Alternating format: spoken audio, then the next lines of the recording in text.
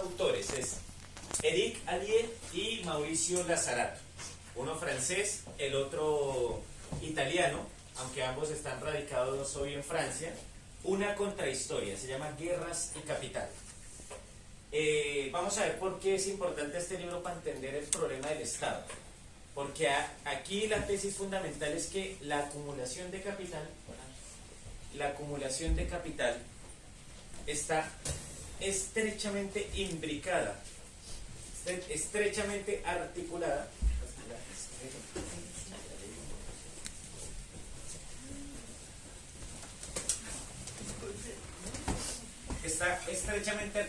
al ejercicio de la guerra,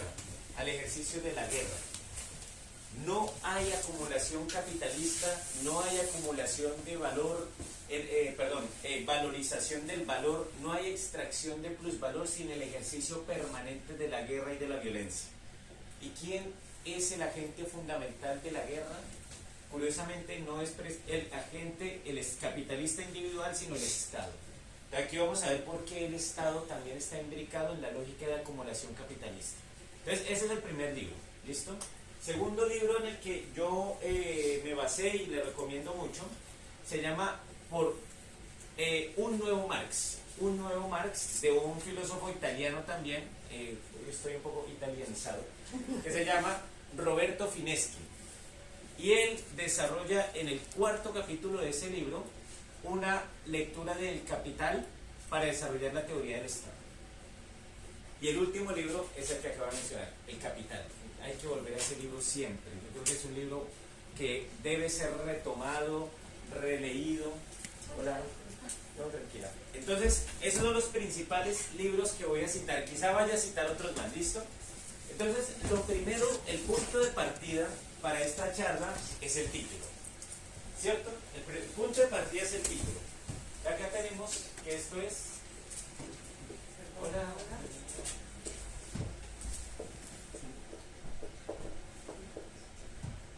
Bueno, no me alcanzó, pero acá... ¿Tiene el plumón negro? Ya, no se ve nada. No. Aquí creo que el sector blanco es... El negro mejor. Ahí se ve, ¿cierto? Sí. Entonces, empecemos por el título. Que quería ser rojo, pero no. Un rojo destemido. Un rojo socialdemócrata. Tendría que ser amarillo. Entonces, esta E es el Estado. ¿Listo? El título, vamos a empezar por el título. Porque si no diseccionamos esta parte. Hola, buenos días. Partimos en lo que en literatura se conoce como in media res. ¿Saben qué es in media res? Cuando empezamos en la mitad del cuento, en la mitad de la historia. ¿No han visto esas películas donde empieza el protagonista ya en la mitad de la acción y dice, ustedes se preguntarán por qué yo llegué a este punto? Y empieza la película relatada. No, aquí vamos a empezar desde el principio. No in media res, no en la mitad del cuento, sino desde el principio. Teoría marxista del Estado. Ese es el título de la charla, eso me invitaron. Entonces vamos a empezar a ver por marxista. ¿Por qué marxista? ¿Qué entendemos por marxismo? Porque yo creo que ya Luis lo anticipaba, es una lectura distinta a la hegemónica, a la que todas y todos hemos escuchado a diario, pero es una palabra que tampoco está, creo yo, bien consensuada, incluso dentro de las izquierdas que se definen marxistas. Ustedes saben que hay una pluralidad de interpretaciones, ¿no? Hay izquierdas marxistas trotskistas, maoístas, del comunismo heredero de la tradición soviética, guevaristas, bueno, eso es un abanico impresionante y eso la pelea entre ellas es común, ¿sí o no? Entonces, ¿qué es el marxismo? ¿Qué entienden por marxismo? ¿A qué les suena eso? La idea es que esto también sea como muy participativo, ¿no? Esto no se preocupen, ¿no? Sí. Como ustedes pueden escuchar, mi voz no es muy agradable, entonces ahórrense escucharme tanto tiempo. Y hablen ustedes también. Entonces, quise ser cantante y obviamente me di cuenta que con esta voz horrorosa no me da. Entonces, empezamos. ¿Marxismo a quién remite? Primer punto, ¿no? A Marx. Entonces, yo voy a proponer una primera definición. Si con esa estamos de acuerdo, partamos de ahí para ir avanzando con el Estado. Marxismo remite a Marx. Entonces, el marxismo, podemos estar de acuerdo en esta definición muy general, es un corpus, es decir, un cuerpo que es teórico y a la vez práctico,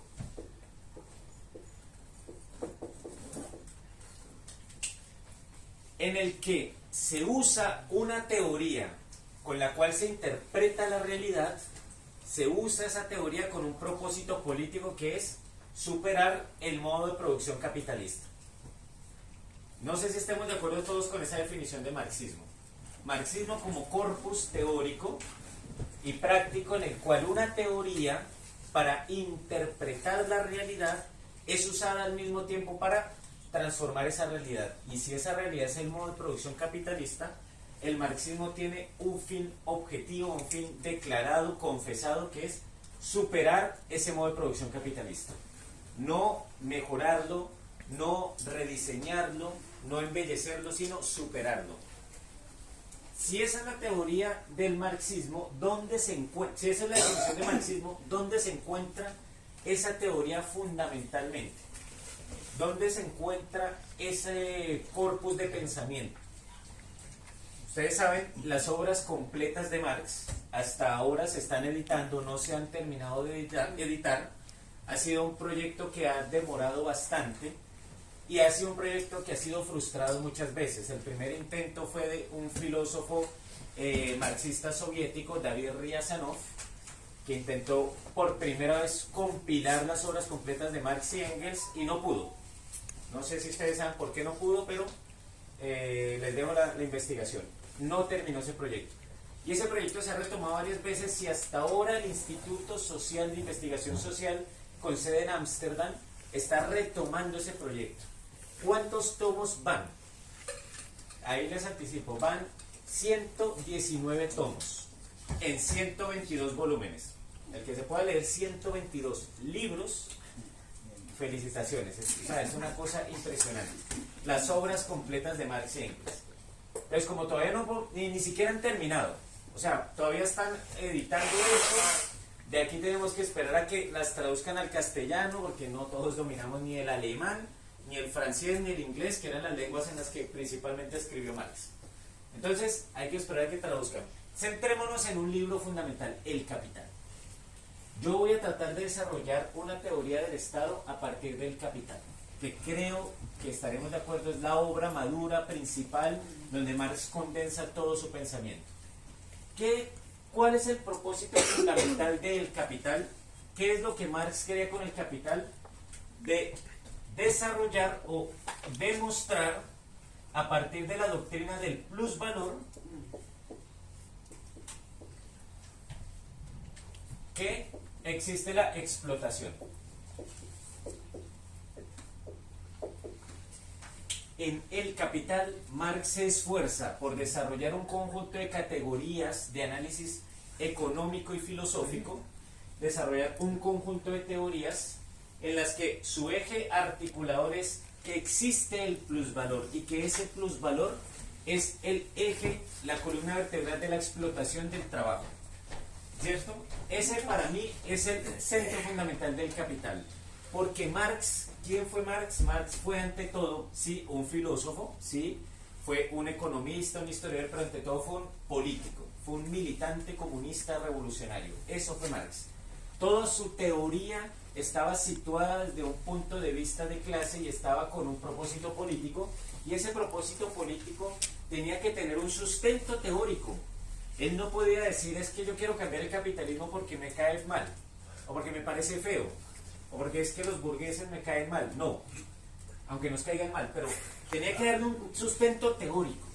Y ese sustento teórico que él llamaba científico, lo extrae desde la teoría del plusvalor. ¿Por qué? Porque Marx entiende, ojo, Marx entiende que la realidad humana es la forma en que nosotros organizamos nuestra existencia. Ese es el concepto de realidad de Marx. ¿Qué entiende Marx por realidad? la forma en que los seres humanos se reúnen y definen y diseñan su propia forma de existir. Y esa forma de existir está mediada por una acción fundamental, que es el trabajo.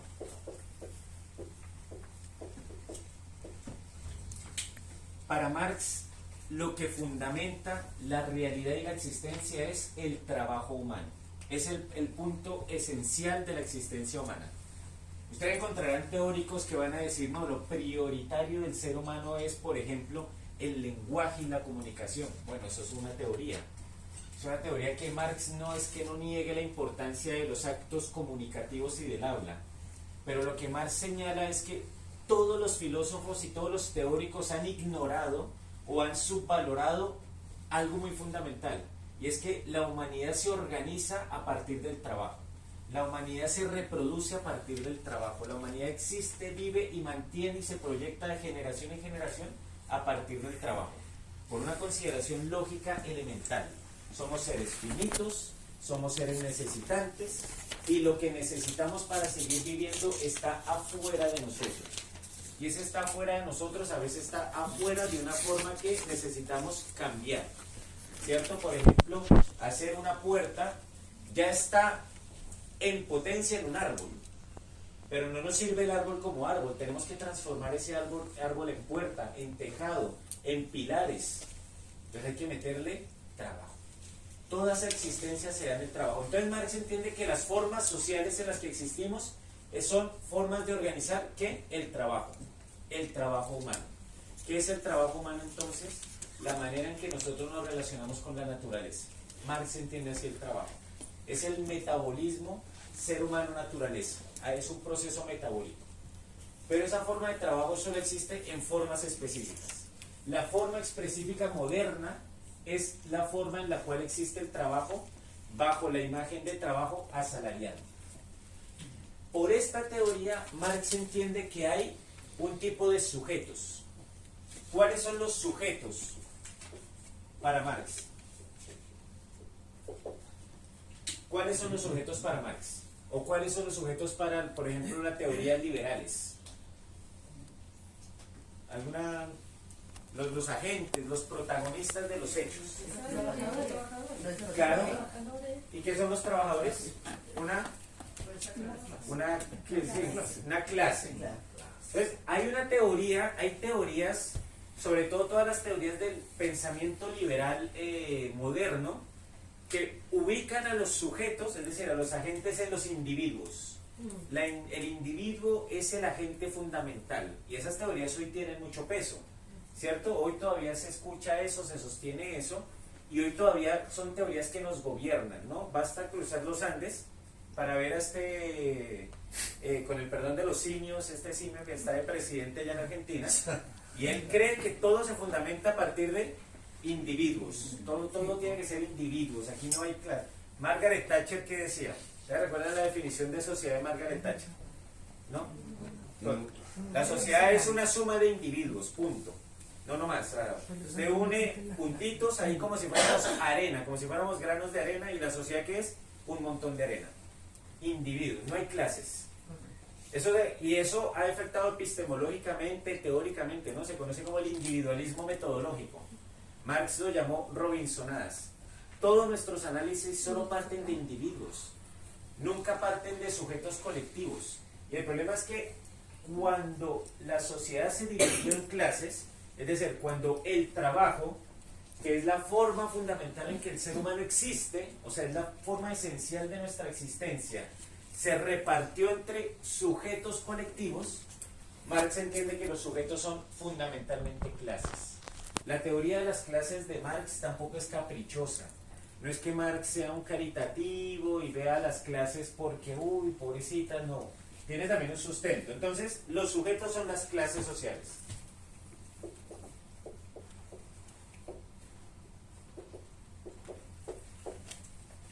¿Y qué son las clases sociales? Y ahí entra el punto fuerte del capital, y ahí es donde vamos a empezar a hacer la conexión con el capital libro, con el capital como realidad social y con el Estado. ¿Qué son las clases sociales? Hola. las clases sociales, desde el punto de vista de Marx, desde el punto de vista del libro El Capital, representan dos polos de una relación total.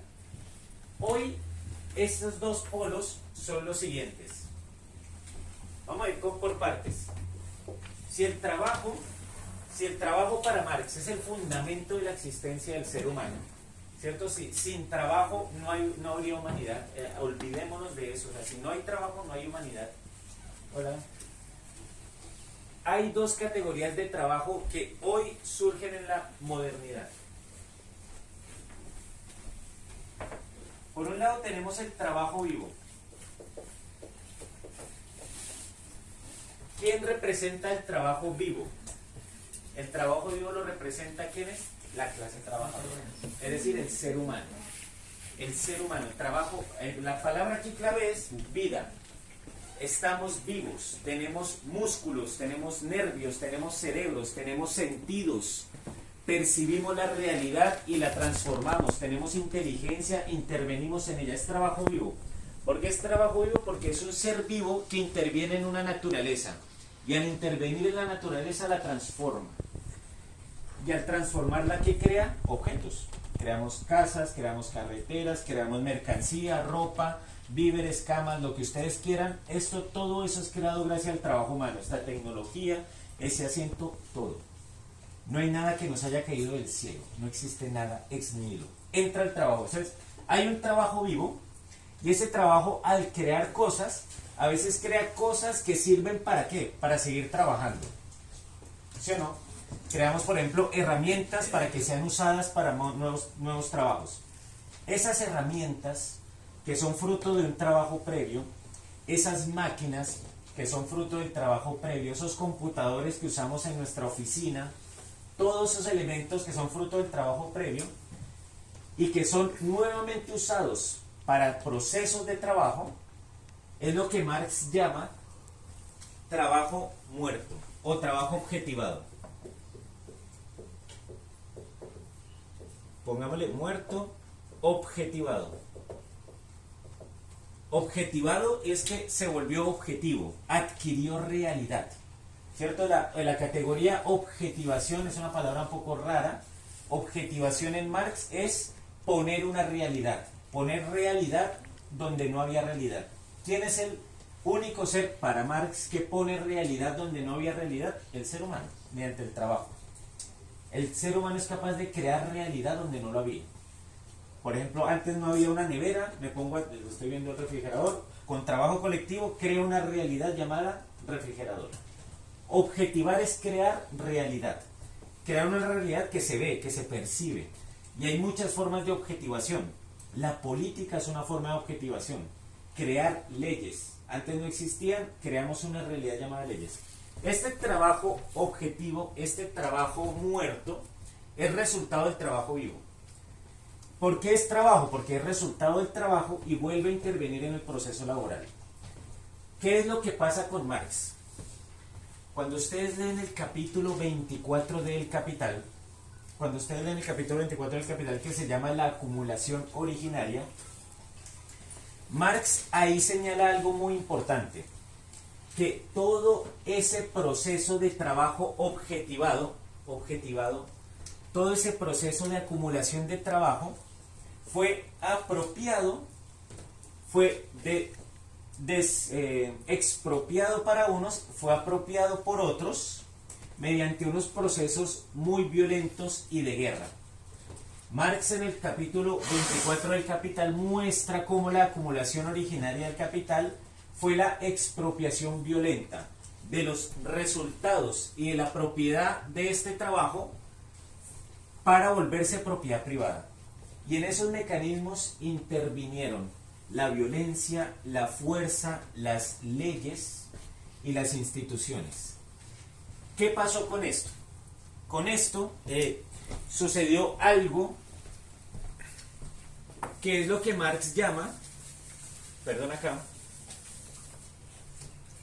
la escisión entre los agentes productivos y sus medios de trabajo. Se produjo una escisión. Agente productivo es lo mismo que el trabajo vivo. Antes de la producción capitalista, antes de que se diera todo este proceso de acumulación, de despojo, de violencia, el agente de trabajo estaba en unidad directa con su medio de trabajo. ¿Cuál era el medio de trabajo? La tierra, el agua, los ríos, los talleres artesanales. Eso era el medio de trabajo. Antes de la acumulación capitalista y de la apropiación privada absoluta de todos esos medios, había una unidad. Ustedes saben que, por ejemplo, en lo que se conocía como la Edad Media, el campesino igual tenía parte de la tierra y los resultados de su trabajo parte le pertenecían, ¿cierto? Una parte los dejaba, se los entregaba al señor, pero una parte se los quedaba. Hoy en la clase trabajadora todo el resultado de su trabajo le es ajeno. Todos los trabajadores, a diferencia del siervo feudal, el trabajador moderno no es propietario de nada de lo que produce. Porque a él ya le pagan un salario y con eso listo. Váyase para la casa y tranquilo. ¿Qué pasa? Esta unidad entre agente productivo o trabajo vivo y el medio productivo o la naturaleza, la tierra, el agua, los medios de trabajo donde yo trabajo, con la acumulación capitalista se rompió. Hubo una decisión, un acto de violencia en donde se despojó de esa unidad. ¿Cuál es el problema de este proceso? Es que estos medios de trabajo, es decir, el trabajo objetivado, todo este proceso de trabajo y el medio de trabajo se convirtieron en lo que hoy llamamos propiedad privada capitalista. Es decir, esas máquinas que los trabajadores creaban para trabajar se convirtieron en propiedad privada, ¿cierto? Esa tierra que el campesino trabajaba se convierte en propiedad privada. Esos resultados del trabajo colectivo se convierten en propiedad privada. En esa decisión, en esa ruptura radical entre ser humano y naturaleza, o agente de trabajo y medio de trabajo, en esa ruptura creamos una separación. Por eso es que muchas teorías de los filósofos modernos, de los filósofos de la burguesía, dicen que el ser humano debe dominar la naturaleza. No captaban que esa naturaleza no era para dominar, sino que era una unidad con nosotros. En cambio, con esta teoría, nosotros tenemos que dominar la naturaleza porque la naturaleza se nos presenta como algo extraño, algo hostil, algo ajeno. Pero esa ajenidad fue producto de un proceso de violencia, de separación, de ruptura. Campesinos despojados de su tierra, que fue todo el proceso de colonización europea en América, ¿cierto? Todo el proceso de colonización de África, todo el proceso de colonización en la India. Vamos a leer un caso en la India muy interesante. Todo ese proceso despojó de la propiedad colectiva a los agentes de su medio. Y esos medios los convirtió en propiedad privada. Entonces, el trabajo objetivado, recuerden, trabajo vivo, trabajo muerto u objetivado, al convertirse en propiedad privada, se transformó en ¿qué? En capital. ¿Por qué se convirtió en capital? Los dueños de todo eso se apropiaron de eso, y se apropiaron de eso ¿para qué? No para dejarlo intacto, sino para seguir aumentando su capital. O sea, el capital es ante todo la valorización infinita del propio valor. Un capitalista siempre va a invertir para generar más, más y más. Y en esa inversión toma todo lo que no es del trabajador, pero que es producto del trabajo. Insisto, la maquinaria, los edificios, las computadoras, las redes comunicacionales, el internet. Todo eso se lo apropian, pero se lo apropia con el propósito de seguir aumentando capital. Ese trabajo objetivado se convierte en capital. ¿Cuál es el primer problema? Por eso es que Marx ve que el conflicto fundamental es entre trabajo y capital. Es entre el producto de mi trabajo que se convirtió en propiedad privada y que se convirtió en un enemigo mío. Porque ese producto de mi trabajo ahora es el que me subsume mi propia vida. Me la succiona, perdón, no me la subsume, me la succiona. me la extrae, como que nosotros, ¿ustedes han visto el cuento de Rapunzel? ¿Cierto? Cuando la bruja ahí como que canta y le roba la energía vital a Rapunzel con el pelo. Y la bruja es como el capitalista, bueno, y entonces succionándole vida a los trabajadores ahí para nunca morir y nunca envejecer. Y nosotros ahí, pues madre, y tenemos un cabello hermoso, bueno, y dándole vida a los otros. Rapunzel es como el capitalista, succiona. Entonces, Marx usa la metáfora del capital es como un vampiro. El capital es como un vampiro, o sea, ¿qué hace un vampiro también? Succionar sangre. Entonces la idea es succionar vida, succionar trabajo vivo para alimentar trabajo muerto, que son toda esa propiedad de capitales, máquinas, tierra, medios de comunicación para acumular capital. ¿Qué pasa con eso? ¿Qué pasa con eso? Lógicamente, ustedes saben que en términos numéricos los números son finitos o infinitos. Infinitos, ¿sí o no? Por lo tanto, el capital no tiene un fin de acumulación. ¿Qué le impide lógicamente a un capitalista decir, bueno, hasta aquí acumulé? No hay nada, porque, o sea, yo puedo decir, bueno, ¿y por qué no acumulo más? Y más. No hay un freno, ¿cierto? No, objetivamente no hay un freno, es decir, dentro de la lógica capitalista, si su función es acumular y valorizar más el valor, ese palabrita más es infinita, no tiene fin. ¿Dónde dice una ley? Es que tiene que acumular hasta aquí. No existe en ninguna parte. Hoy cuando ustedes ven esas listas de Forbes, de quiénes son los ricos y los super ricos y los millonarios del mundo, no hay un tope ni legal, ni ontológico, ni económico, no hay un tope. Es infinita la aspiración de acumulación capitalista. Esa acumulación de trabajo vivo es lo que Marx llama capital. Marx llama capital a la apropiación del trabajo objetivado o el trabajo muerto, que se convierte en propiedad privada de unos sujetos, y esa propiedad privada es puesta en funcionamiento para acumular capital. Eso es lo que llama Marx capital. Capital no es tener una propiedad y tenerla ahí quieta. No. O sea, que es lo que a veces nos acusan ahí a los marxistas, ¿no? Ah, es que usted quiere entonces expropiar los televisores. No, no, o sea, yo tengo un televisor ahí, yo no estoy haciendo capital con eso. Que usted quiere que todos tengamos, expropiar las zapatillas, que usted por qué se compra esa chaqueta. No, no, es acumular todo ese trabajo y usarlo para seguir acumulando capital.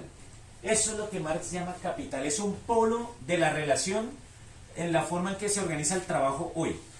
El otro polo, ¿cuál es? El trabajo vivo, que adquiere la forma de trabajo asalariado.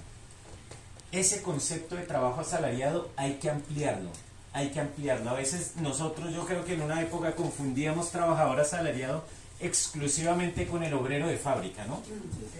Yo creo que eso ya quedó un poco desmentido.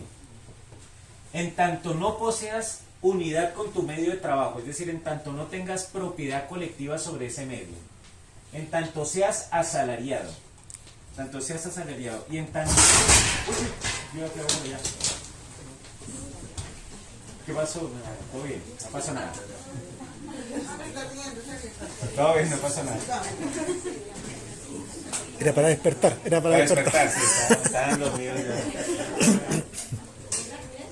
¿Todo bien allá? Despertó el trabajo vivo.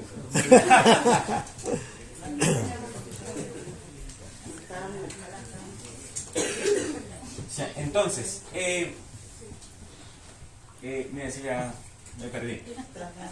El concepto de trabajo asalariado. Entonces, mientras seamos asalariados, no poseamos nuestra propiedad colectiva, o sea, no poseamos unidad con nuestro medio de trabajo, que fundamentalmente no es solo la fábrica, es la naturaleza como tal, porque ese es el medio fundamental y objetivo de trabajo, seremos clase trabajadora. Y el problema es que en el capital, precisamente ante esa tendencia infinita, hay una característica fundamental del capital.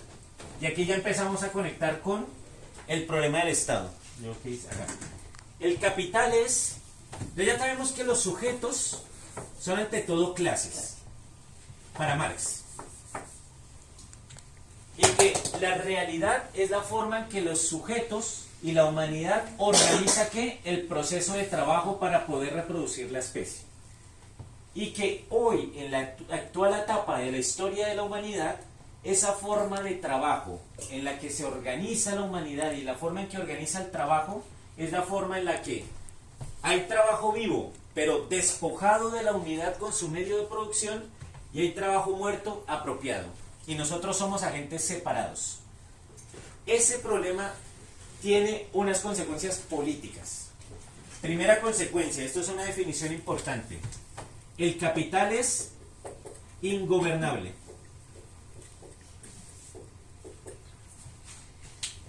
Cuando la tendencia a acumular es al infinito, no hay, insisto, ningún principio ético, político, legislativo que le impida al capital gobernarse. Es ingobernable. Y esto tiene que ver además porque los capitalistas también tienen en cuenta lo que ellos llaman muy modestamente, ¿no? Muy cínicamente, ¿no? La competencia.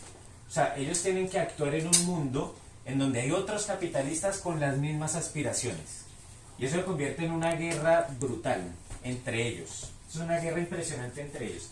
El capital por sí mismo, si uno lo deja libre, así que es ingobernable. Y eso es insostenible. Eso es lo que determina procesos de crisis. Aunque los libertarios digan lo contrario, que son, a mi juicio, un poquito charlatanes, en realidad igual ellos acuden al Estado. Uno los ve ahí todo, que el Estado, pero ahí uno los ve ahí en el Estado, ahí dependiendo del Estado igual. ¿O no? O Donald Trump, ¿dónde está desatando su guerra económica? No la desató en el mundo privado. Hay guerra económica desde el Estado. Entonces, el capital es por principio ingobernable, pero además se enfrenta a una contradicción fundamental.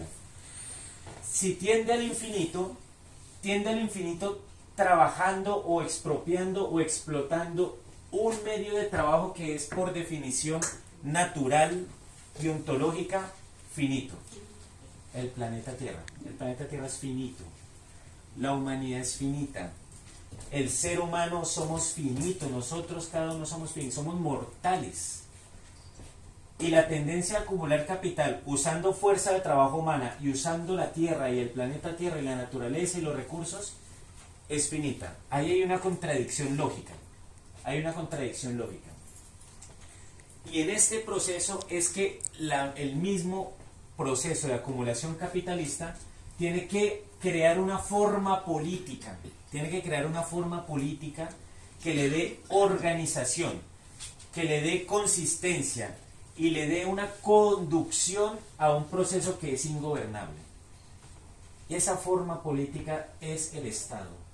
Primera definición entonces de Estado, a nuestro juicio, desde el punto de vista de Marx, el Estado es una forma política que adopta la organización del sistema de trabajo de la humanidad. El Estado es la forma política que adopta la organización del sistema de trabajo de la humanidad para sostener y reproducir ese sistema de trabajo. En este caso, vuelvo y repito, la forma en que se organiza el trabajo moderno en la actual etapa de la historia de la humanidad es la forma del trabajo asalariado, dominado por el trabajo objetivado llamado capital. Dos polos de la relación. Y ese proceso estuvo mediado por esto, acumulación originaria de capital y guerras. Entonces, esa forma política representa y responde a la lógica y a las necesidades del proceso de producción y reproducción del trabajo. Y si el proceso de producción y reproducción del trabajo es capitalista, el Estado moderno actual se entiende entonces como un momento, vamos a definirlo así, es un momento de la acumulación capitalista. Marx, con esta teoría, con este enfoque, rompe fuertemente con un concepto de Estado hegemónico en su época y hegemónico hoy. Por ejemplo, que el Estado es independiente de los procesos económicos, que el Estado es neutral. Esas son teorías que fueron muy fuertes antes y son fuertes hoy, perdón. Que el Estado es neutral. Hola. Sí. les voy a poner el ejemplo de toda la teoría del contractualismo moderno, ¿no? Ustedes saben que el contractualismo moderno siempre señalaba que el Estado es el resultado de un acuerdo entre individuos libres que pasaron del estado de naturaleza al estado político. Entonces lleguemos a un acuerdo para generar un Estado. ¿Cierto? Esa era como la teoría dominante. Nunca veían el Estado como un proceso histórico de organización política del proceso de trabajo, sino como un acuerdo de buenas voluntades libres y honestas. Recuerden a Hobbes. ¿Saben? ¿Recuerdan a Hobbes? Thomas Hobbes, que decía, todos y todas somos lobos para los demás. En el estado de naturaleza nos mataríamos. Nos mataríamos porque no tenemos límites y yo quiero la propiedad del otro y yo quiero comerme la comida del otro y la tierra la quiero tener. Entonces nos matamos entre todos.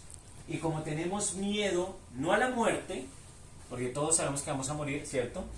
Pero sí a la muerte violenta, o sea, tenemos miedo a ser asesinados por otro individuo. Hobbes dice ese miedo a la muerte violenta y ese estado de guerra de todos contra todos. Mire, Hobbes también reconocía que la guerra es un elemento fundamental de la historia y de la política. Vamos a llegar a un acuerdo para no matarnos y en ese acuerdo vamos a crear el Estado, el soberano.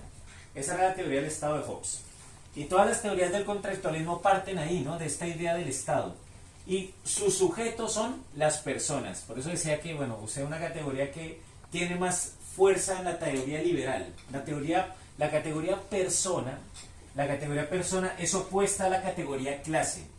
Es distinta, no es parte de la tradición de Marx. Marx nunca hablaba de personas. Él hablaba de individuos de una clase, pero nunca de personas. ¿De dónde viene la palabra persona?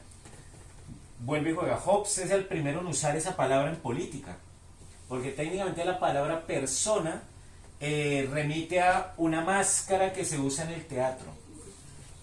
¿Sí? El prosopón, es una palabra rara ahí en griego. Y la persona es un agente individual que en Hobbes delega a otro la representación política. O sea, en Hobbes somos personas en la medida en que entramos a la política, pero delegamos a otro las funciones de la política. O sea, cuando vamos a votar. Para Hobbes somos personas solo cuando vamos a votar en un estado político. Cuando no estamos en el estado político somos individuos, simples humanos. Entonces es una categoría que por ejemplo en el marxismo casi no se usa, porque además se le apropia a esta categoría, ¿cierto? Derechos. Ciertos derechos, ciertas obligaciones inherentes, pero siempre a individuos atomizados, Entonces, como vemos que el capital es ingobernable por definición y el proceso político del Estado es un momento propio de ellos, este proceso de acumulación capitalista requirió ¿de qué? Y aquí entramos en hilar fino. Todos los agentes de trabajo, al ser despojados de su unidad de trabajo, se convirtieron ¿en qué? En átomos. Digámoslo así un poco gráficamente. Estábamos en la propiedad de nuestra tierra y nos expulsaron de ella y nos arrojaron como basura aisladamente y atomizadamente, sin ninguna propiedad, característica o cualidad más allá de la que tenemos como trabajadores. Fuimos despojados de eso y nos convirtieron en individuos. Y en esa separación separaron nuestra propia existencia. Nosotros tenemos una doble existencia. La dualidad de la existencia es el resultado de un proceso de despojo, un proceso de violencia. A veces somos ciudadanos, agentes que actuamos en la vida pública de una manera, y a veces somos individuos que actuamos de otra manera en el mundo privado. A veces tenemos derechos civiles y a veces tenemos derechos políticos. ¿Cuándo somos políticos en el promedio? No lo digo por nosotros. El promedio de las personas, ¿cuándo son agentes políticos? Únicamente cuando van a votar, ¿cierto? Y el resto de los 4 años, no, para eso está el congresista, para eso está el diputado, para eso están los ministros. Y ya no son políticos. O sea, la definición de Aristóteles de que somos zoon politikon, que somos animales políticos, ya, eso ya hasta murió. El Capital mató a Aristóteles, ¿no? dejó de hacernos políticos.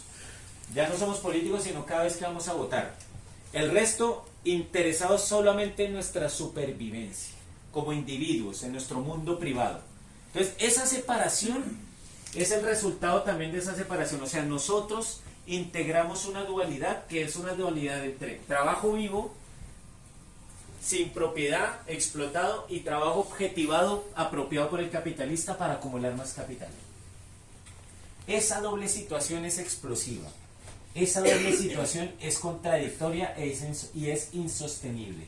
El Estado, cuando organiza como momento político la reproducción de esa forma de existencia humana y del trabajo, tiene una función fundamental. Primero, estos individuos que fueron arrojados al mercado de manera incruenta, inmisericordia, tienen que ser disciplinados, tienen que ser reabsorbidos para la nueva lógica del trabajo. El Estado cumplió una función histórica durante todo el siglo XVI, XVII, esta transición de lo que llamamos el Estado absolutista, el Estado moderno, de disciplinamiento, de domesticación, de adiestramiento de subjetividades, llamémoslo así. Es decir, el Estado, entonces, tiene una faceta, es educador y castigador. Aquí yo no sé si en Chile existían las leyes contra la vagancia. ¿Existió en algún tiempo? Sí. ¿Cierto? Sí, sí. El que no le gustaba trabajar, cárcel, ¿sí o no? O unos días de cárcel. Yo creo que en Colombia también existían esas leyes contra la vagancia. Esto es un ejemplo para decir que el Estado tuvo que volver a reintegrar a toda esta fuerza de trabajo dispersa y reintegrarla, pero mediante procesos de educación y castigo, es decir, de disciplinamiento a la nueva lógica del trabajo. El Estado hace eso, pero además es necesario que el Estado reconozca ciertas libertades. ¿Por qué? Porque el trabajador moderno, ustedes saben que el trabajador moderno, según el Capital de Marx, es doblemente libre. Es libre de los medios de producción, no poseemos ningún medio de producción, entonces somos libres de esa propiedad, pero además somos libres de ¿qué? Como buena mercancía, somos libres de vendernos a la mejor oferta, ¿cierto? Somos libres de trabajar. ¿Cuántas veces no nos han dicho, pero es que aquí nadie lo está obligando a trabajar? Usted está acá porque quiere, ¿sí o no? Y técnicamente sí. ¿Sabes? El problema es que la libertad moderna, las llamadas libertades individuales, que llamamos las libertades individuales, son las libertades para que una mercancía en especial pueda circular en el mercado. ¿Cuál mercado? El mercado del trabajo.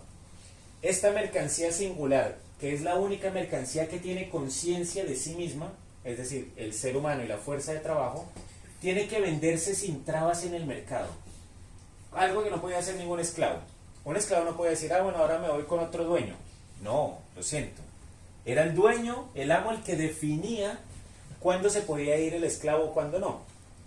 Pero ustedes son técnicamente libres, ¿cierto? Y si no le gusta un trabajo, puedo decir, ¿sabes qué? Renuncio. Sí, es parte de tu libertad renunciar. Entonces, esa libertad individual que tanto pregonan, Marx la entendía como, pero eres libre de morirte de hambre. Porque claro, si tú renuncias y después ¿qué? ¿Cómo pago cuentas? ¿Cómo pago? Pero esa libertad individual es necesaria para la circulación de capital, para el proceso de circulación de una fuerza de trabajo que el capital siempre va a requerir. Entonces, primero, disciplinamiento, violencia, fuerza, castigo, educación, y luego libertades. Ahí ya llegan ahí ellos a decir, no, ve así, ve. Es que la libertad individual, aquí ustedes son, vamos a ser libres contra la tiranía del marxismo y toda esta estupidez.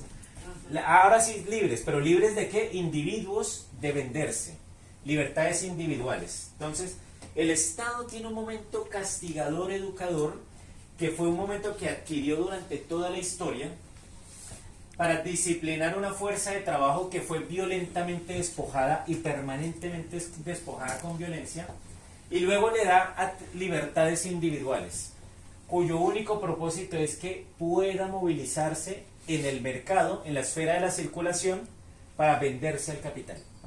Porque la fuerza de trabajo como mercancía tiene que venderse. Y cuando se vende como buena mercancía tiene que ser consumida en el proceso de trabajo. Nosotros somos también cosas. El capitalismo nos hizo cosas.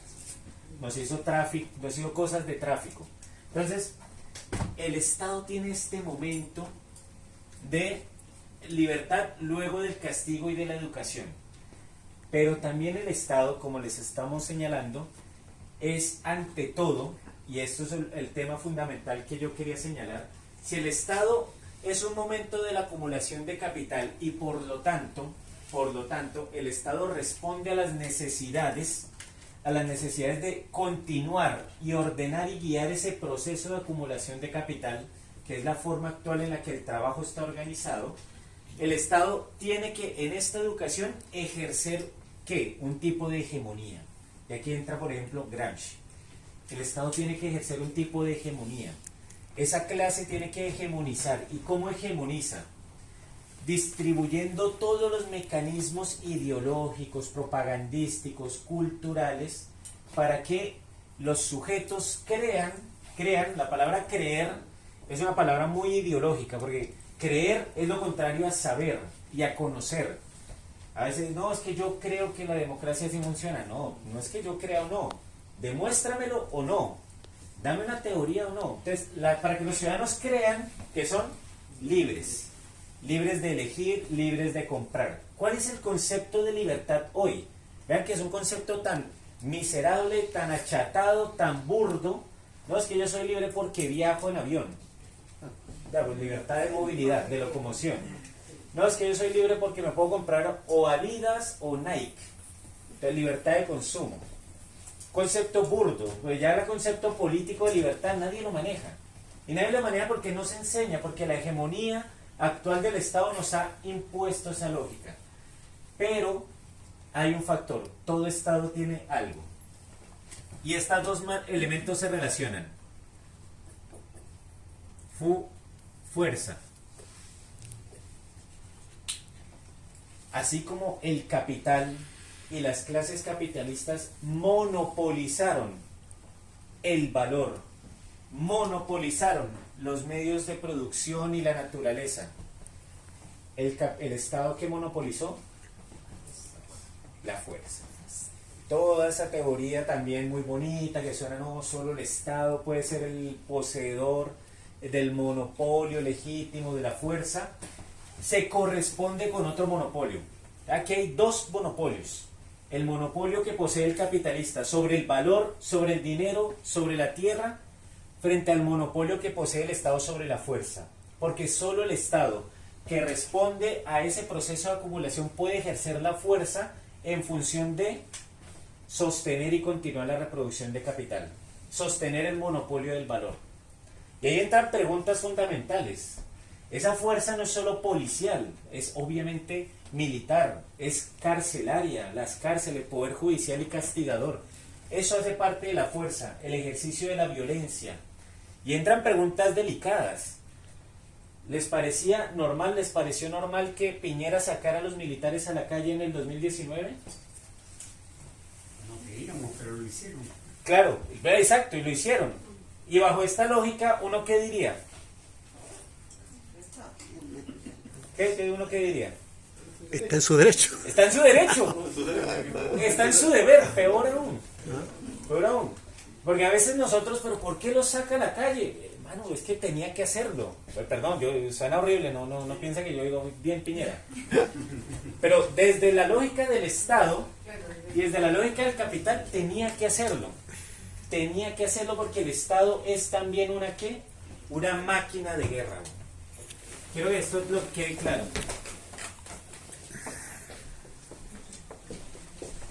El Estado es una máquina de guerra también.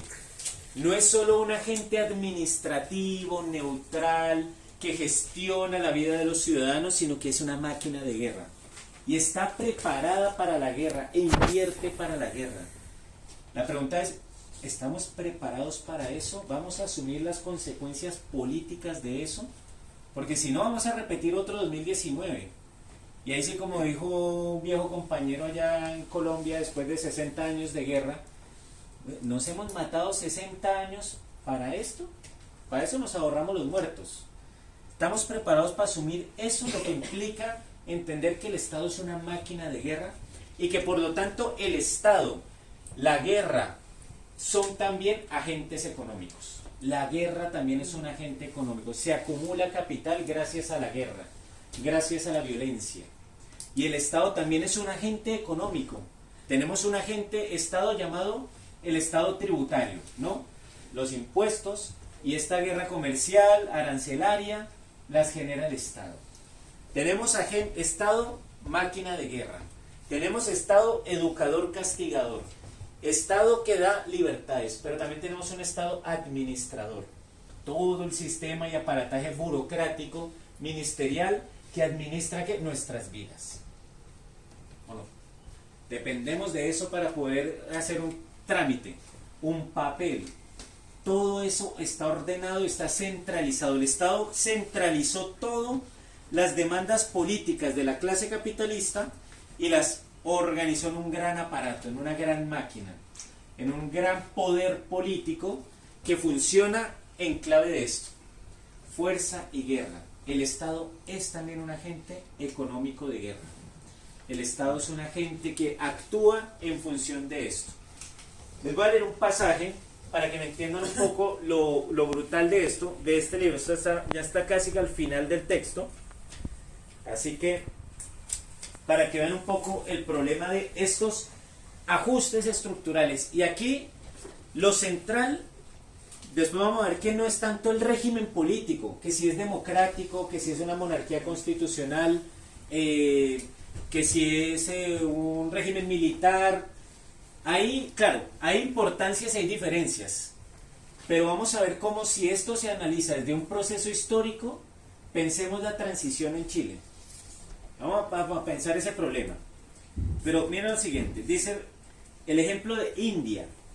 En India, la democracia más grande del mundo, porque India también se presenta como un sistema democrático, que hay elecciones, que no es como una dictadura, y además como estamos hoy en la moda de los BRIC, entonces, los BRIC, entonces todos queremos ser como India. Miren lo que es India. En India, la democracia más grande del mundo, las reformas impuestas por el Fondo Monetario Internacional, en complicidad con el Estado y la oligarquía interna, han determinado la misma guerra contra los pobres. Entonces, esta máquina de guerra del Estado es una máquina de guerra interna. Primera noción. Porque aquí faltó la pregunta, ¿guerra contra quién? Es una guerra en doble nivel. Ojo, son guerras en dos niveles. O contra otros estados, sea para colonizar, sea para conquistar territorios, sea para abrir mercados, Rusia versus Ucrania, pero también una guerra interna.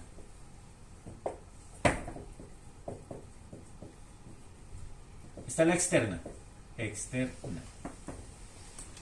Esta guerra externa, para acumular capital hacia afuera, se complementa con la interna. O sea, el Estado se convierte en uno de los bandos y en uno de los agentes de una guerra interna. Esa guerra interna es una guerra interna contra los pobres, contra la otra clase, contra el trabajo y contra el otro sujeto.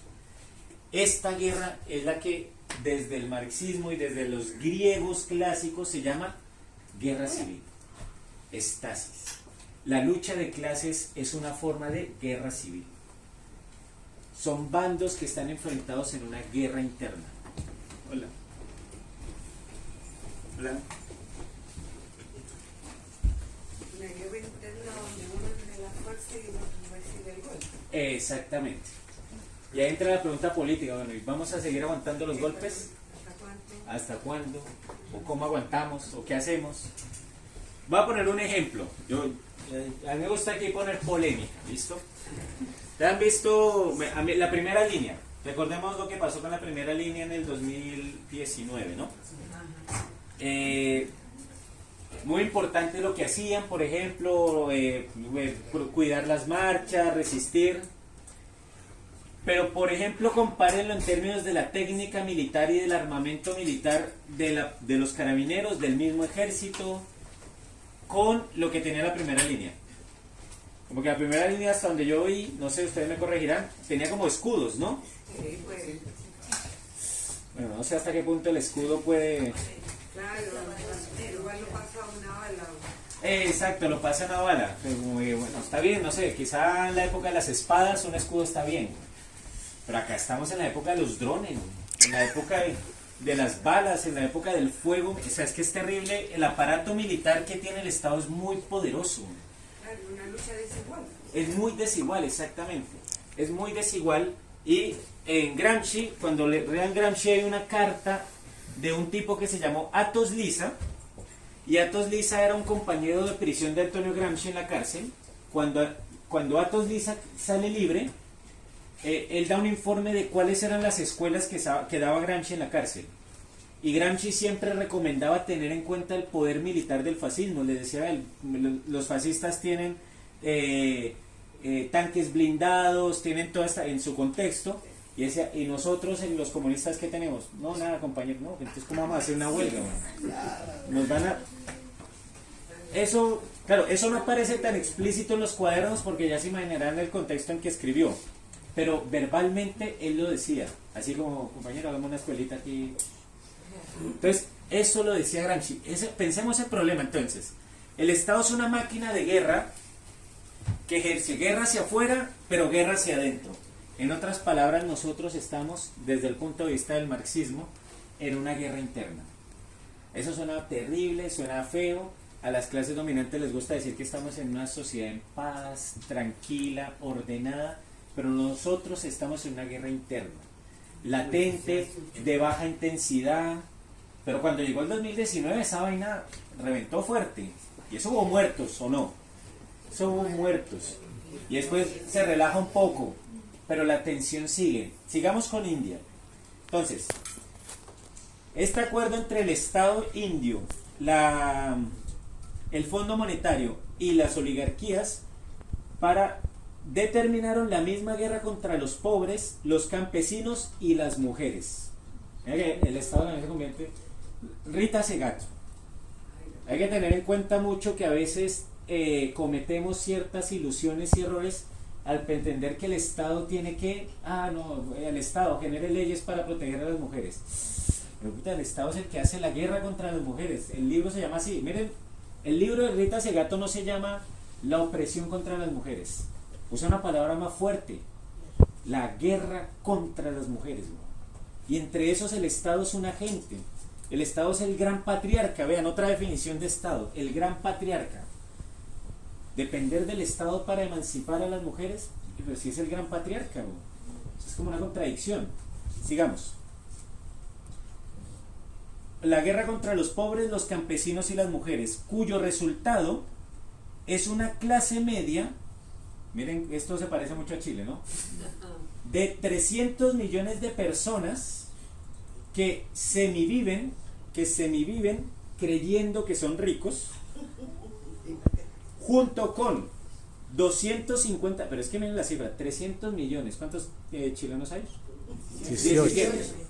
Aquí hay 300 millones de clase media, junto con 250 millones de campesinos acribillados de deudas, y miren esta cifra tan impresionante, 800 millones de seres empobrecidos y desposeídos, semi-indigentes, carentes de todo, que malviven con menos de $10 al mes.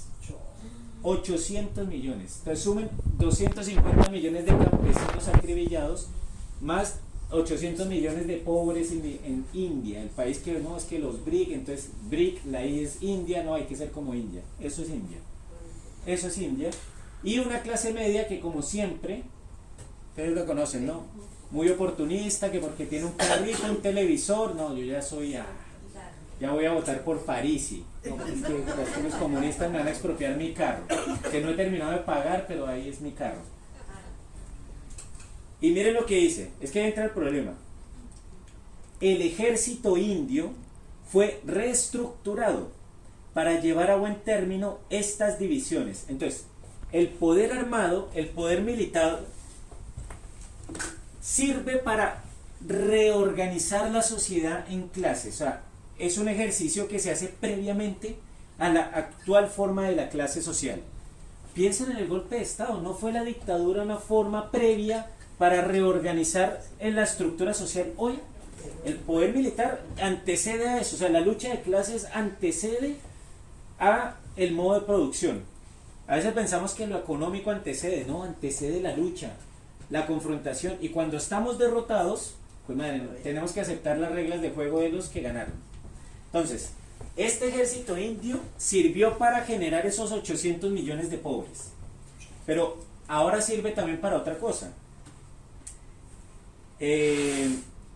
Estas divisiones de la población, de la cual, ojo, el ejército indio tiene que generar una nueva estructura para aprender a ¿qué? A defenderse. Piensen en un ejército de 800 millones de pobres que un día decidan levantarse. India se vuelve un...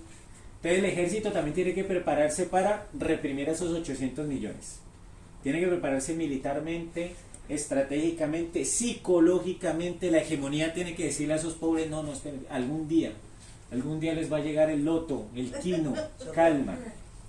O no sé, la otra vida, pero calma.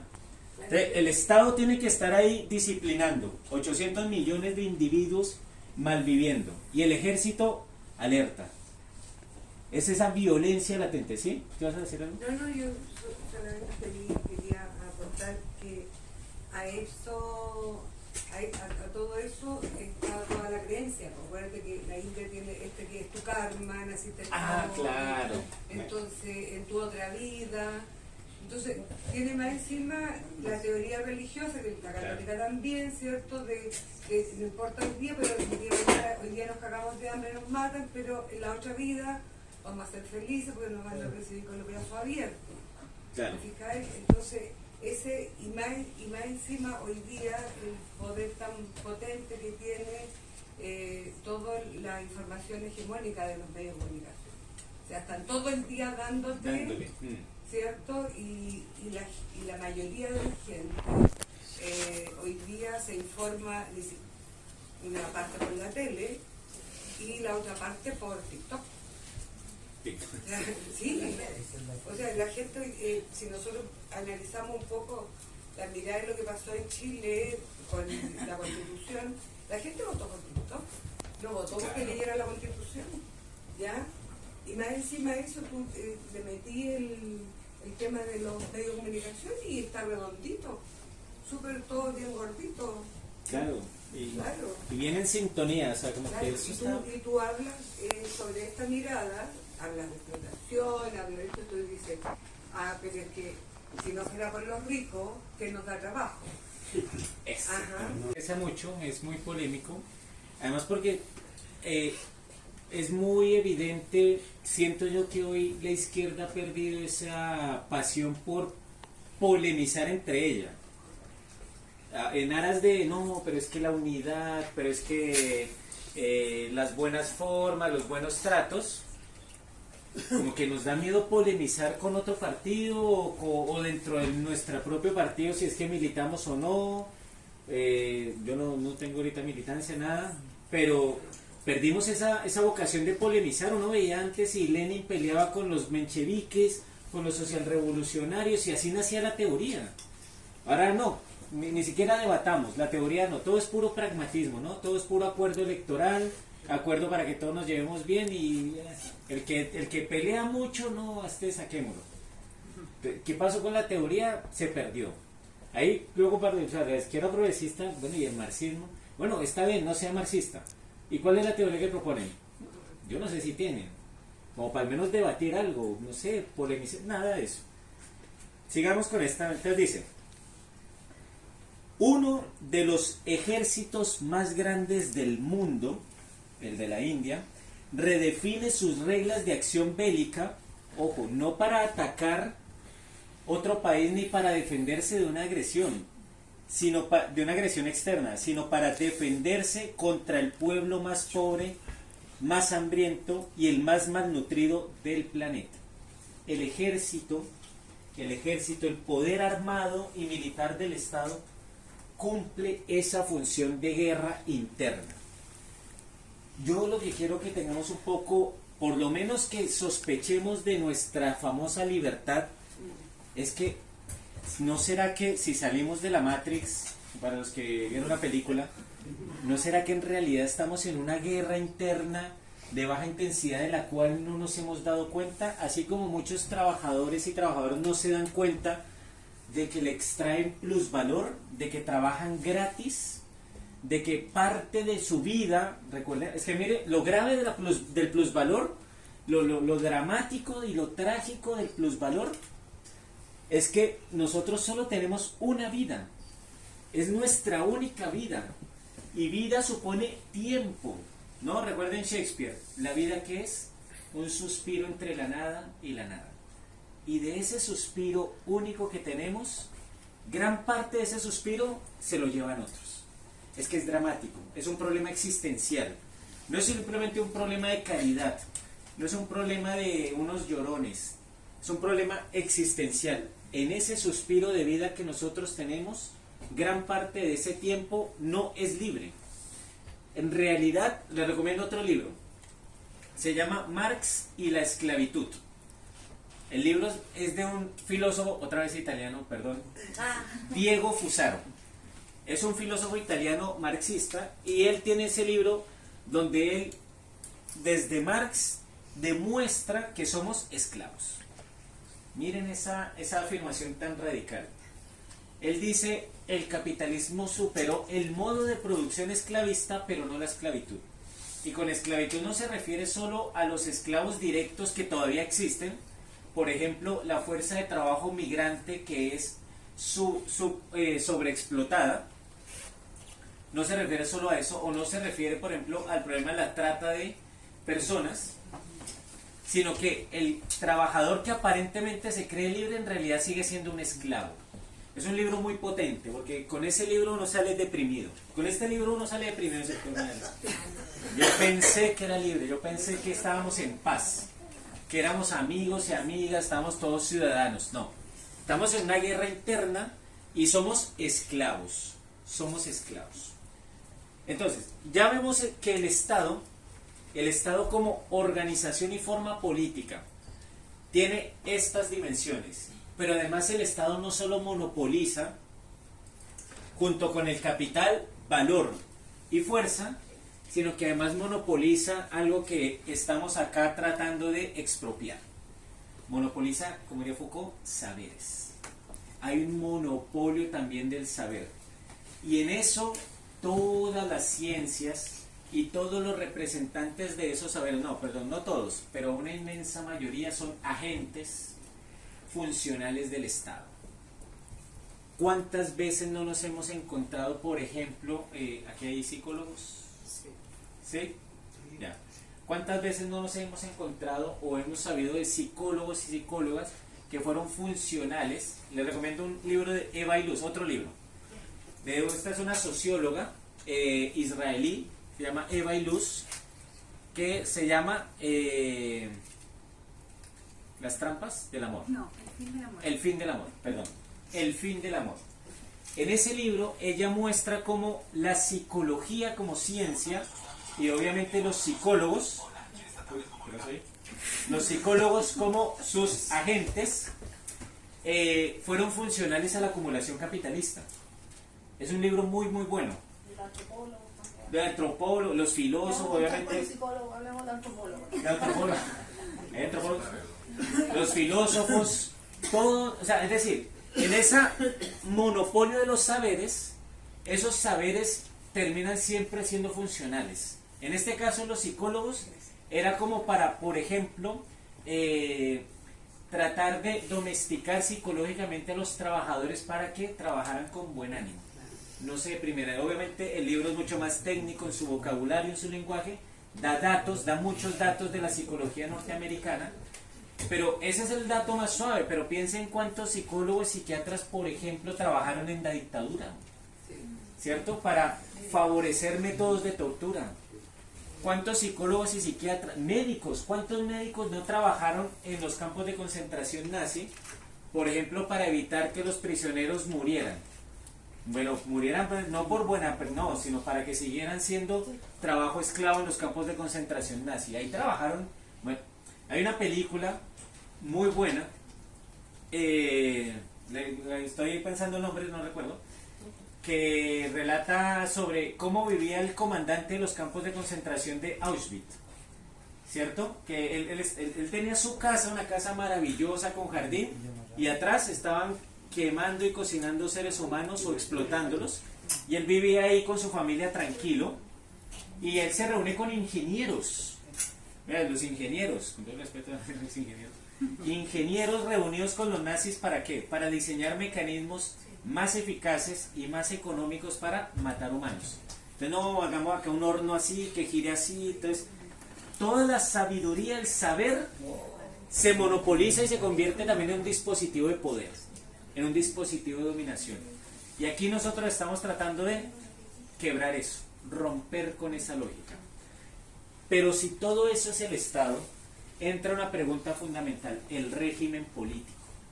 ¿Qué rayos tiene que ver entonces un régimen político dentro de este problema del Estado? Y aquí quiero que problematicemos precisamente esto que dice acá sobre la democracia más antigua o más sólida, más grande, la India, y por ejemplo lo que ustedes viven a diario y ya conocen más que yo, la transición, la famosa transición entre dictadura y democracia. ¿Hay diferencias perceptibles? Claro que las hay, claro que las hay, pero ustedes pueden decirme, ¿hay una diferencia quizás sustancial dentro de la fase de acumulación capitalista neoliberal hoy frente a la dictadura? ¿O no? Se ha profundizado. Entonces entra un problema que a mí siempre me ha generado mucho debate. ¿Chile tiene un régimen democrático? No, porque tenemos una dictadura como constitución. Una constitución dictatorial, pero entonces no es democrático, o bueno, ¿qué entendemos por democracia? Entonces, la otra pregunta. Empecemos por ahí, ya. Bueno, bien, eso es filosofía, no, pero empecemos por la pregunta principal. ¿Qué entendemos por democracia? Si entendemos por democracia, por ejemplo, la más elemental, que hay, como dijo Carolina Toa, esta señora ahí que le gusta la represión, le gusta la guerra, le gusta mandar armas allá para reprimir mapuches, y todo tiene que ser un estado policial, todo se resuelve con policía. ¿Ella qué dijo sobre Cuba a propósito del debate de si Cuba es una democracia o no? Ella dijo, no, porque no hay una rotación de alternancia en el poder. Entonces, en su entendimiento distinto al nuestro, y obviamente completamente ajeno al nuestro, para nosotros en Chile tampoco hay una alternancia del poder. Porque independientemente de la persona que tenga la corbata allá o los tacones o lo que sea, lo central es que para nosotros los sujetos, ¿quiénes son? Clases. Es que si el sujeto es un individuo, o si los sujetos son los partidos, pues claro, ellos se fijan en esa forma superficial y dicen no hay alternancia. Pero aquí, para mí, Chile tampoco hay alternancia. Aquí gobiernan los de siempre, ¿o no? Solo lo que hay alternancia es de caras, de personas, o sea, de máscaras. Ya, pero eso son máscaras, eso es una apariencia falsa. Por eso el concepto de persona es tan problemático, porque uno cree que ahí está la realidad de los sujetos políticos. Entonces, no, claro, como se cambió la máscara, o sea, de persona, hay alternancia de poder. Entonces, Toa dice, eso no es una democracia. Entonces, según esa definición, democracia, ¿qué es? Que haya elecciones, que haya un parlamento, un poder judicial y un poder ejecutivo separados, ¿cierto? Que haya una institucionalidad burocrática, que haya una constitución. Normalmente, no, es que si no hay constitución. Esas peleas por la constitución fueron revolucionarias en el siglo XIX, cuando existían estados absolutistas sin constitución. Ahora es como, no, la panacea, la constitución. No, que estado social de derecho, estado de derecho, ya. Sí. aplicamos esos criterios, nosotros diríamos, bueno, Chile quizás es una democracia, como cualquier otro país. Por eso India es una democracia, también tiene elecciones, acabaron de pasar por unas elecciones, ganó un partido de derecha en la India, normal. Si esa transición a la democracia liberal, tradicional, representativa, es lo que impera hoy en Chile, y si el neoliberalismo se ha fortalecido, entra un debate que a mí no sé, no me ha convencido. ¿Es posible hablar de que la contradicción es entre democracia y neoliberalismo? ¿O no será más bien que la democracia y el neoliberalismo se complementan? No sé. Pensémoslo, problematicémoslo. O quizá usted diga, no, pero es que mi concepto de democracia es distinto. Y en ese concepto distinto de democracia sí es contradictorio con el neoliberalismo y el capitalismo. Bueno, entonces ese sería otro. Entonces, ¿cuál sería ese otro concepto de democracia que es contradictorio al del neoliberalismo? Participativo. Participativa. ¿Ya? Yo pensaba de los individuos, pero en base a esta clase sería de... Que participen los sujetos. Eso supone que hoy no participan. ¿Por qué no? Somos representativos, somos representativos. Claro. ¿Cuál es? Sí, dime. Sí. Yo creo que, a ver, ¿cómo lo expreso? Dependiendo de lo que decíamos delante, ¿Ya? tú decías, el Estado es un agente de guerra y está en función de la acumulación del capital, ¿cierto? Ujú. Si ese Estado está en un sistema político distinto, por ejemplo el socialismo, su función esencial no cambia, ¿Ya? sino que cambia en función de quién está. ¿Ya? No está en la función de la acumulación del capital, pero sí claro. ejerce los mismos roles en función de una clase distinta. ¿Ya? Entonces, de acuerdo a eso, podríamos situar el concepto de democracia, Ya. porque no es lo mismo. Y eso nos llevaría a comprender, por ejemplo, lo que planteaba la compañera acá. ¿Por qué para la población chilena o en general es tan difícil comprender un sistema democrático distinto al que se supone que tenemos nosotros? Y catalogarlos como regímenes antidemocráticos? Porque no entiende el rol que cumple el Estado, si está en función nuestra, porque como todos pertenecemos a la misma clase, o está en función del capital. Entonces, por eso nos cuesta tanto, porque la población en general no comprende eso. Claro. Y es tan difícil avanzar, porque eso hay que reconocerlo. Claro, la gente más politizada lo entiende. Pero ¿por qué los medios le dan duro a esto? Porque saben que la población no entiende esto. Y que es muy difícil para un político con estos conceptos claros ser comprendido, aceptado y ponerse de ese lado. Claro. Y entonces, mira este problema, que lo estaba pensando con esto que señalas y señalan acá.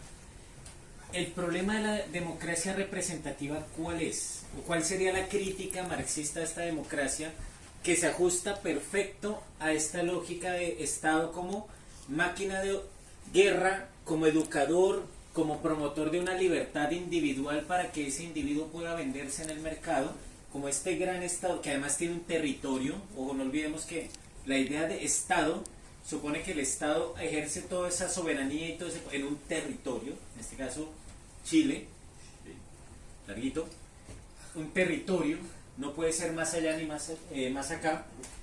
Pero una de las críticas a la democracia representativa es que precisamente, uno, parte de la idea de los sujetos como individuos, ¿no? Un individuo, un voto, y dos, que lleva al plano político el problema de la enajenación. Saben que para Marx la enajenación es un efecto perverso de este proceso de trabajo capitalista. en donde lo que el ser humano crea mediante su trabajo se convierte en algo ajeno, ¿no? Esa es como un poco la idea de enajenación en Marx. Entonces, yo como humano tengo la potencia, la fuerza, la potestad y la capacidad de crear algo, creo eso algo y luego se me pierde esa conexión y yo mentalmente creo que ese algo existió por sí mismo y no solo eso, ese algo me domina. Es más importante eso que yo cree que el ser humano. Se me vuelve ajeno, se me vuelve extraño, se me vuelve no solo ajeno y extraño, sino hostil. El ejemplo clásico es que es como Marx lo pone en los manuscritos, ¿no? El trabajador crea palacios, crea todos estos apartamentos así maravillosos, pero bueno, vive en, qué sé yo, una choza, ¿no? Entonces vive en Puente Alto, por allá, pero todos los días madruga y crea tremendos edificios gigantes, apartamentos. Entonces, eso que él crea no es de él, no es de él. Por ejemplo, las trabajadoras de confección de ropa, ellas pueden crear la ropa más cara del mundo, pero andan en harapos, no pueden comprar esa, porque esa ropa que ellas saben tejer, cortar, diseñar, no es de ellas, no es de esos trabajadores. Ya. Entonces, esa enajenación pasa al plano político. ¿En qué sentido? La capacidad política que todas y todos tenemos, como individuos, como animales políticos que somos según Aristóteles, que por eso digo, el capital mata hasta Aristóteles, es que nosotros enajenamos esa capacidad y ese deber político y se la delegamos a otros. Esos otros son diputados, esos otros son presidentes. Pues los ministros ni siquiera son elegidos, pero nosotros suponemos entonces que también les delegamos la función de cumplir con ciertos roles ministeriales. Enajenamos el poder político. Ese poder político entonces se nos vuelve fuera de nosotros y después se nos vuelve extraño y hostil. Ese es el problema de la democracia representativa. La democracia representativa es la forma de política de la enajenación. Es correlativa a la enajenación económica en el plano político. Y nosotros decimos, por eso les decía, para eso están los diputados. Nosotros dejamos de ser legisladores. Ya no hacemos las leyes nosotros, las hacen por nosotros. Nos representan, se supone que nos representan. ¿Y qué es la representación? Que aquel individuo se supone que adquiere los atributos nuestros. Integra los atributos de todos los que votaron por él, los integra y él va a actuar en nombre de. Entonces también nos quitaron la voz. Porque dice, yo hablo en nombre de mis votantes. ¿Es que los votantes no tienen voz o que no podemos nosotros definir qué hacer? No, que él hable por nosotros. O sea, hay un problema con la democracia representativa tremendo. Tremendo. Y es que se convierte en la forma de enajenación política. Por eso entonces, ahí entonces estaría de acuerdo con ustedes. Si hablamos de esa democracia es complementaria a la fase de acumulación capitalista neoliberal. Es complementaria. Pero si hablamos de otro tipo de democracia, en donde esas estructuras de poder y esa enajenación desaparezca, pues sería antípodas del capital. ¿Cierto? Dime. No, me está pensando en el concepto de clase política. ¿Ya? A propósito de lo que usted dice, ¿cabría ahí entonces ese concepto, esa categoría? ¿El de clase política? Sí, pensando en la teoría marxista, ahí siempre hemos tenido un debate con algunos historiadores y otros pensadores que plantean el tema de la clase política. Sí, es un concepto, a mí me parece complejo, me parece complicado hablar de clase política desde el punto de vista de más porque me parece que ¿qué hace que esa clase sea clase? Porque hay que empezar por ejemplo, yo digo, ¿qué hace que una clase trabajadora sea trabajadora? La definición es precisa. Separado del medio de producción, ejerce el trabajo y es asalariado, pero los resultados de su trabajo tampoco le pertenecen. Es una clase que fue separada de su medio de trabajo. Al estar separada de su medio de trabajo, tiene que venderse en el mercado de trabajo, trabajar como mercancía y luego ser despojada del producto de su trabajo. Cuando yo hablo de clase capitalista también es muy preciso, ¿no? Es aquella clase que se apropia del trabajo objetivado, de lo que otros trabajan, yo me lo apropio, ¿para qué? Acumular capital. Lo de la clase capitalista me suena, es que, no sé, estar en el parlamento... La clase política, perdón. Sí, hay debates, ¿no? Porque igual de vez en cuando la historia del movimiento obrero también ha enviado parlamentarios. Pero uno no podría decir que Recabarren era de la clase política. No. Entonces, ¿qué hace que cuál es la noción de clase política? A mí me suena un poco raro. También, pero me complica. Pero es un debate que hay que dar. Es un debate que hay que dar. A mí no me convence mucho, me parece algo complejo. Sí, 1 y 2. Sí, yo creo que es una frase de un compañero de acá, el compañero Juan Carlos Concha, cuando ¿Ya? siempre la lucha marxista no puede existir en la clase política, lo que hay son políticos con intereses de clase. Ya, bueno. Ahí, Entonces, ya. y con eso se acaba la discusión, o sea, entonces se acaba. Yo lo planto. Quería hacer un alcance a la discusión acerca de la democracia. ¿Ya? Yo creo que eso Marx lo plantea y Lenin lo profundiza en el libro Estado y la Revolución, donde se habla del concepto de dictadura del proletariado y dictadura de la burguesía. Ya, perfecto. Entonces, incluso el tema de dictadura del proletariado, yo creo que es mal comprendido incluso por mucha gente de la izquierda, que piensan que es una dictadura, un gobierno que es una dictadura con un ejército.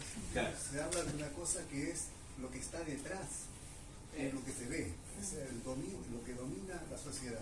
Claro, y con eso creo que yo estoy de acuerdo contigo, porque ahí quería un poco redondear e ir cerrando la idea y dar un campo, no sé, a discusión, conversación, preguntas. Esta idea de dictadura, porque con esto yo quiero que nos concentremos que independientemente de la forma de régimen político que adopte el Estado actual, estamos hablando del Estado actual, ¿no? Porque hay dos tipos de teoría que se pueden extraer del Estado en Marx y en general de cualquier pensador. La teoría del Estado actual o una teoría del Estado futuro, o de lo que hablaban, ya mencionaban, de una teoría del autogobierno, que esas teorías ya existen desde Platón. Es decir, todo filósofo que se interesa en la política propone un régimen de organización de la política. Todos. Unos de una manera, otros de otra. Platón proponía la república, que era un régimen político gobernado, ¿viene por quiénes? Yo soy platónico en eso. Los filósofos tenemos que mandar. No sé. Aristóteles proponía otro, la politeia, y Aristóteles decía que gobierne cualquiera menos los economistas. No economistas, decía Aristóteles. Y así cada filósofo propone. Entonces, hay dos teorías del Estado. Hoy solo vimos la teoría del Estado actual. No hemos visto la teoría, habrá otro tiempo quizá, del Estado como autogobierno de los sujetos libres, que es la propuesta de Marx. Esa es la propuesta de Marx. Marx diría no que gobiernen los filósofos, porque también no hacen nada, que gobiernen los trabajadores, en función de liberar a la humanidad, porque Marx entiende que somos esclavos.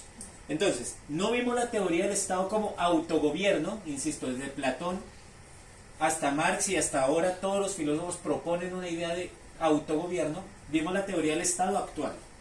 En ese Estado actual, la conclusión y la síntesis es que es un Estado por esencia despótico, independientemente de su ropaje pseudodemocrático o de las libertades individuales. Hay un gobierno despótico del capital. Incluso ese gobierno despótico del capital ha intervenido directamente en la función y la decisión de los estados. Los estados hoy están perdiendo cada vez más soberanía. Fondo Monetario Internacional. Exactamente. Todo esto que Hobbes diseñó como uno de los criterios del Estado, que sea soberano, hoy ya está en tela de juicio. Las instituciones supraestatales, como el Fondo Monetario, el Banco Mundial, la Organización Internacional del Comercio, etcétera, etcétera, la OTAN, están definiendo las políticas de los estados. Y los estados no están contrarrestándolas, porque no es parte de su función. Ese es el problema. No es pueden negociar, pueden ajustar, pero contrarrestar no, porque son momentos de la acumulación. Entonces hay un despotismo, hay una dictadura oculta que no se ve, maquillada con instrumentos ideológicos y con hegemonía, pero hay un gobierno despótico. O sea, el Estado es la expresión política de un despotismo mucho más brutal, que es el despotismo del capital al cual estamos sometidos. Si no nos sometemos a sus reglas, sencillo, nos morimos de hambre, no hay opción. O bueno, sí hay otra opción, pero que sería la estrategia política, la revolución, pero dentro de este marco no hay opción. O te sometes a las reglas de capital o te mueres de hambre. Aquí no hay línea intermedia. Entonces es un despotismo en el cual nosotros estamos sujetos. Y ahí entra la pregunta, que es una pregunta que habrá que resolver. ¿Por qué el polo opuesto, el trabajo vivo, el sujeto que pertenece a las clases subalternas, aún no capta esa potencialidad que tiene? ¿Por qué aún se encuentra en una condición de sometimiento? ¿Por qué esos 800 millones de la India siguen en su condición de opresión? ¿Qué ha pasado para que no logremos revertir esa situación? Esa es una pregunta filosófica, pero también de la estrategia política. Porque listo, aquí hacemos el diagnóstico, perfecto, ese es el diagnóstico, pero ese diagnóstico vamos a la casa y seguimos como si nada. Igual hay que pagar impuestos, igual hay que obedecer al carabinero, sí, señor carabinero, lo que usted diga, porque si no nos pega o matan a 2 muchachos allá atropellados ahí en lo del Colo-Colo, qué sé yo, y no pasa nada, es que no pasa nada. O ¿qué pasa con ese sujeto? ¿Qué pasa con ese otro sujeto, el polo opuesto que no es representado por el Estado, que no es parte del Estado, que está fuera de él? Como dice Marx en la introducción a la crítica del Estado, de la filosofía del derecho de Hegel, el proletariado es un sujeto que, siendo de la sociedad, no es parte de la sociedad. Esa es la contradicción, o sea, como que somos, pero en realidad no somos. No pertenecemos, estamos fuera, estamos en los márgenes. Estamos en una época crítica. Estaba hoy leyendo también, les voy a leer otro fragmento y con esto cierro. Disculpen, pero este libro es maravilloso. De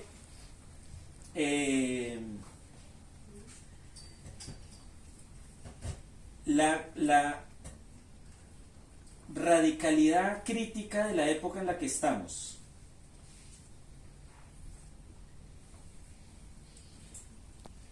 Y es el problema de la catástrofe. Ya, aquí lo encontré. Esto es citando a un filósofo que yo no conocía hasta que leí este libro y lo busqué. Obviamente ya me iba a comprar los libros de otro filósofo. Se llama Gunther Anders. Miren lo que dice de la actual época del capital, y por eso es que el Estado capital son máquinas despóticas de gobierno y de guerra. Y estamos en una guerra civil y nosotros somos un bando de esa guerra civil. Somos un bando, hay que reconocerlo. Por eso es que en Lenin siempre la conciencia era conciencia de que somos partisanos. Gramsci, Carl Schmitt decía, hay que ser consciente de que hay que tomar partido, hay que ser partisano. Estamos en un bando. Esa neutralidad aquí no sirve, porque la neutralidad siempre es en una guerra civil. Les voy a contar una anécdota, perdón desviarme tanto. Solón fue un gobernante de Atenas que hizo una reforma legal en Atenas del siglo V, imagínense, fue antes de Pericles. Y Solón hizo una reforma legal para castigar a los que se definían como neutrales o apolíticos. Castigarlos. ¿Y cuál era el castigo? La expulsión. Primero la atimía, y atimía en griego era deshonor, timos es honor, entonces la atimía era deshonrarnos. Hermano, estamos en una guerra, tome bando al menos, tome bando contra mí, pero al menos tome bando. No, yo soy neutral, castigado, deshonrado. Y después del deshonor, la expulsión, el ostracismo de la comunidad política. Hay que tomar partido. En esta guerra interna en la que estamos en un bando. Y como es una guerra, hay que planificar entonces una estrategia. La política también es el arte de la estrategia. Vean lo que dice este tipo. El capitalismo hoy, y es el único modo de producción, el único sistema de organización, gracias también al rol político que ha cumplido el Estado, introdujo una novedad extraordinaria en la historia de la humanidad. Vean lo dramático. Hasta el advenimiento de la bomba atómica, hasta la bomba atómica, solamente el individuo era mortal. ¿Cómo así? Mientras que la especie humana era inmortal. Antes de la bomba atómica, listo, que mueran individuos es normal, pero ni siquiera en la mente ni en la realidad era posible hablar de la extinción de la especie. Eso no estaba en la mente de nadie. Con las guerras totales, la respetable tesis, todos los hombres son mortales, perdió definitivamente su sentido, porque la bomba atómica implica que la humanidad como conjunto es eliminable, no solo todos los individuos. Hagamos uso o no de la bomba nuevamente, viviremos para siempre a la sombra de esta compañía inevitable. La amenaza de la catástrofe siempre estará presente y nos hará entrar en el tiempo de la supervivencia de los muertos en suspenso. Así como estamos en una guerra civil, somos muertos en suspenso. Estamos ya condenados a muerte, pero no nos han hecho la ejecución. Estamos en una época de catástrofe. El problema es que la palabra catástrofe, como la palabra democracia, significa distintas cosas para el sujeto trabajo o el sujeto capital. Para nosotros es la amenaza de la extinción. Para un capitalista es una oportunidad para rediseñar el mercado y buscar nuevas formas de valorización. Esa es la amenaza. Estamos en un momento en donde hasta perdimos el odio en la guerra. Ya ni siquiera odiamos. Hoy en la guerra basta con presionar un botón. Me da igual yo no lo odio, no lo conozco. Tan, allá. Desde una maquinita y un dron, pum, allá. Pero yo estoy lejos. Ya ni siquiera se odian. Ya estamos perdiendo hasta los aspectos más humanos. Vamos a ser robots. Inteligencia artificial. Ahí todo lo que diga el chat, no sé qué, esta vaina. Yo no los estoy invitando a odiar, aunque si quieren odiar a un burgués. Pero estamos en una época muy, muy crítica. Muy crítica. La pregunta es, volvemos a Lenin. ¿Qué hacer? Yo les agradezco mucho. Luis, no sé si